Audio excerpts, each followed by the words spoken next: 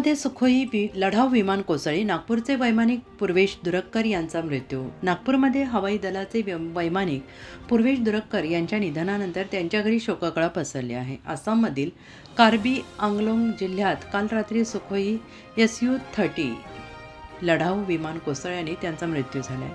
पूर्वेश यांचे वडील रवींद्र दुरक्कर, जे रेल्वेचे निवृत्त कर्मचारी आहेत, त्यांनी सांगितले की बुधवारी त्यांची पूर्वेशशी शेवटचं फोनवरून बोलणं झालं. त्यांनी सांगितलं की आज सकाळी पूर्वेश यांच्या ग्रुप कॅप्टनचा फोन आला आणि त्यांनी पूर्वेश यांच्या निधनाची माहिती दिली. पूर्वेश यांनी ऑपरेशन सिंदूरमध्ये सहभाग घेतला होता. ते देशसेवेसाठी अत्यंत समर्पित होते आणि भारतीय हवाई दलात असल्याचा त्यांना अभिमान होता. ते नेहमी आपल्या सहकाऱ्यांविषयी आदराने बोलत असत. रवींद्र दुरक्कर यांनी म्हटलं की पूर्वेश यांची पोस्टिंग आसाममधील तेजपूर येथे होती. मात्र तेजपूरमध्ये धावपट्टीचे काम सुरू असल्यामुळे ते सध्या जोरहाट येथे होते. तुम्हाला घटना कळली, कोणाचा फोन आला आणि काय माहिती कळली? सकाळी माझे व्याही आणि विहीनबाई आमच्या घरी आल्या 7:30च्या दरम्यान आणि त्यांनी 7:35ला मला इन्फॉर्म केलं की अशी घटना झाली आहे. त्याबद्दल अजून ऑफिशियली काही मेसेज आला नाही आहे. त्यांचे ग्रुप कॅप्टन तुमच्याशी बोलतील आणि त्यानंतर जवळपास 15-20 मिनिटानंतर ग्रुप कॅप्टन साहेबांचा फोन आला आणि त्यांनी सांगितलं की पूर्वेश इज नो मोर. त्यांनी ते एकदम आमच्यासाठी खूप मोठा आघात होता आणि ज्या कारणासाठी तो देशसेवेच्या म्हणजे त्यांनी एक विडा घेतलेला होता 8व्या वर्गापासून की मला एअरफोर्सलाच जायचं आहे आणि फायटर पायलटच बनायचं आहे, ते त्यांनी त्याच्या मेहनतीने ते अचीव केलं आणि देशाची सेवा करता करता आज तो या जगात नाही. ही फार दुःखद घटना आहे माझ्यासाठी. लहानपणापासून त्याची इच्छा होती, 8व्या वर्गापासून त्याची खूप इच्छा होती की त्याला एअरफोर्सला फायटर पायलटच बनायचं आहे आणि ते त्याचं स्वप्न होतं. तसं मुलीचं स्वप्न होतं की तिला IIT मुंबईलाच जायचं आहे. तसंच याचं एक स्वप्न होतं की नाही मला एअरफोर्सलाच जायचं आहे.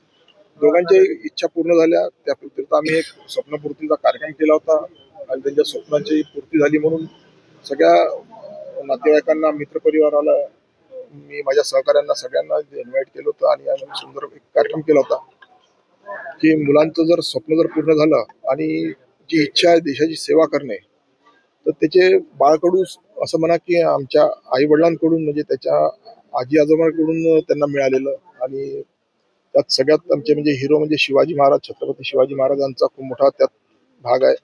आणि दोन्ही मुलांना वाचनाची फार आवड होती आणि त्यातून त्यांनी प्रेरणा घेऊन स्वतःला त्यांनी घडवलं. त्यांनी जे ठरवलं ते त्यांनी अचीव केलं आणि आज नाही आहे. ही फार माझ्यासाठी दुःखाची गोष्ट आहे. एक मी सगळ्या मित्रांना सांगायचो की मी फार जगातला सगळ्यात सुखी बाप जर कोणी असेल तर तो मी आहे. कारण माझे दोन्ही मुलं चांगल्या पोस्टवर, चांगल्या ठिकाणी आणि त्यांच्या इच्छेनुसार, त्यांच्या स्वप्नानुसार ते त्यांनी अचीव केलेलं होतं. त्यामुळे माझ्यासारखा म्हणजे ज्याला आपण संयमी म्हणा किंवा समाधानी वडील, त्यांना मला फार अभिमान होता माझ्या मुलांचा. पण आज त्या गोष्टीचा मला फार दुःख होत आहे की त्याची जी दुःखद घटना आणि दुःखद समाचार इथपर्यंत पोहोचला, त्याबद्दल मी वरच्याला मी प्रार्थना करतो.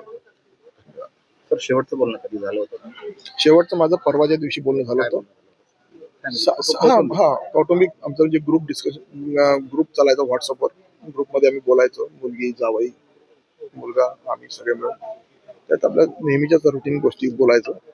जेवला की नाही, काय जेवला, काय नाही, काय खाल्लं, त्यानंतर आज काय ऍक्टिव्हिटी केल्या, मुलीला विचारायचं, मुलगी त्याला विचारायची की तू असा कर तसा कर. तर ते सगळं डिस्कशन चालायचं. ठीक आहे, थँक्स.